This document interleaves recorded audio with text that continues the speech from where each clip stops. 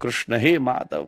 गंभीरा जगन्नाथपुरी में, आपको मालूम नहीं कौन गया है कौन नहीं गया, पर मंदिर के ठीक पास में थोड़ी सी दूर 50-100 मीटर ही होगा, एक गंभीरा मठ है, राधा कांत मठ। वहां चैतन्य महाप्रभु 18 वर्ष रहते थे। गंभीरा मठ, गंभीरा वहां उड़िया में कोठरी को भी कहते हैं, जो घर के बीच की कोठरी, बिल्कुल बीच का। ऐसा पुराने लोग बताते हैं कि जगन्नाथ मंदिर के गर्भगृह से उस कोठरी तक एक सुरंग थी। कभी कोई हमला कर दे तो जगन्नाथ जी के और शालिग्राम जी और जरूरी आभूषणों को पंडा पुजारी सुरंग से लेकर छुपा दें, इस भावना से बनाई गई थी। हो सकता है ऐसे पहले नॉर्मल बातें थी सब। ये राधा कांत मठ में चैतन्य महाप्रभु उसी गंभीरा की उस कोठरी में रहते। लगभग 10.5-11 फुट चैतन्य महाप्रभु की हाइट थी, और कोठरी जाकर के देखो तो 6x7 6x8 की होगी, छत तक पहुंच जाते थे और वहां बैठे भजन करते। सामने जाने की हिम्मत नहीं होती, गरुड़ स्तंभ के पीछे खड़े रहते महाराज। ये महाप्रभु का स्वभाव। और इन महाप्रभु की लीलाओं को प्रकट करने वाली चैतन्य चरितामृत ग्रंथ का आज प्रकाश हुआ महाराज। आज 410वीं चैतन्य चरितामृत ग्रंथ की जयंती है महाराज, और उसी में हम कृष्ण जन्म महोत्सव मना रहे। बधाई हो आपको महाराज। ये कथा कितनी सुंदर तिथियों में हो रही है महाराज, सारे अच्छे अच्छे उत्सव आ गए। श्री कृष्णदास कविराज राधा कुंड में 100 वर्ष की आयु में बैठकर चैतन्य का चरितामृत लिखते हैं महाराज। अद्भुत ग्रंथ है। और आप कल तो कलकत्ता से आए हैं, बंगला की उसमें सुंदर सुंदर प्यारे हैं, संस्कृत के श्लोक हैं। भागवत के अगर रस पक्ष को देखना तो चैतन्य चरितामृत देखिए। इसलिए आप देखना, कई जो अच्छे बंगाली वैष्णव हैं वो इतने पढ़े लिखे नहीं होंगे, पर उनको सिद्धांत बिल्कुल पक्का होगा,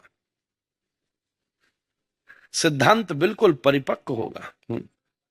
माता बहुत थकी है, बहुत सिद्धांत परिपक्व होगा। इसलिए कृष्णदास कविराज 100 वर्ष की आयु में चैतन्य चरितामृत ग्रंथ राधा कुंड में लिखते हैं। और पूरा जब होता है आज, तो उस ग्रंथ को लेकर श्री राधा कुंड के पास जाते कि प्रिया जी, राधा रानी, मैंने ये ग्रंथ रचा। हाथ कांपते थे।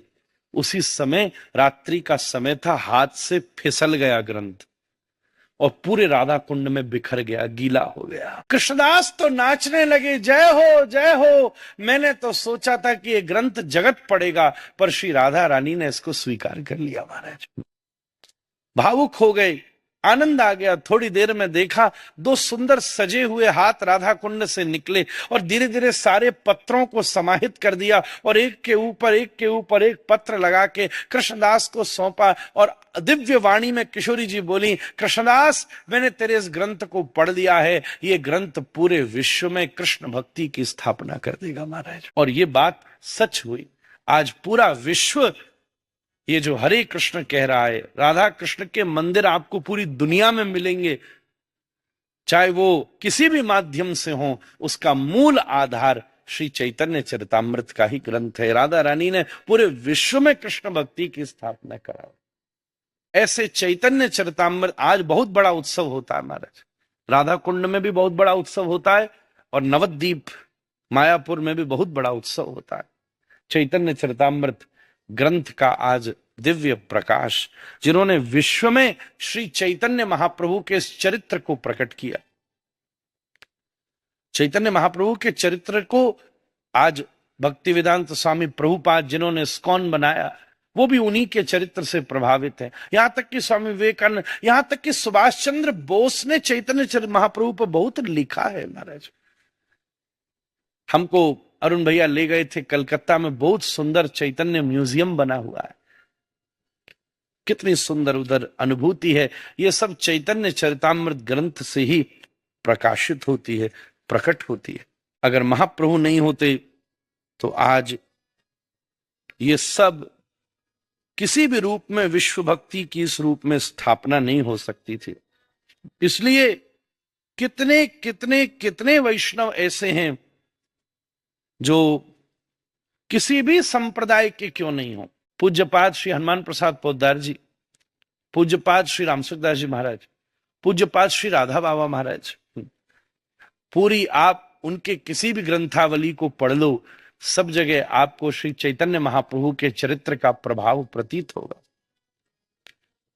पूज्यपाद श्री धर्म सम्राट करपात्री जी महाराज अपने पास श्री चैतन्य चरितामृत के मंगल में ग्रंथ को रख करके सदा उसका आस्वादन करते।